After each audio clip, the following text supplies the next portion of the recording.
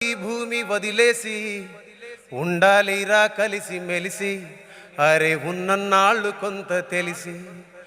జీవితం చిన్నదేరా మనిషి జన్మ గొప్పది, శాశ్వతం చేసుకోరా నీ పేరు అన్నది అని. కరోనాలో 100 ఏళ్ల జీవితం ఇస్తే దేవుడు తొందరగా ఎందుకు చనిపోతున్నారా మీరందరని ఆ రోజు పాట రాశాను సార్. ఎక్కడ రాశానంటే నేను పుట్టి పెరిగిన బయ్యారంలో అడవుల్లో రాశాను సార్. ఆ అడవిని మొన్ననే దిల్రాజు గారు సందర్శించారు.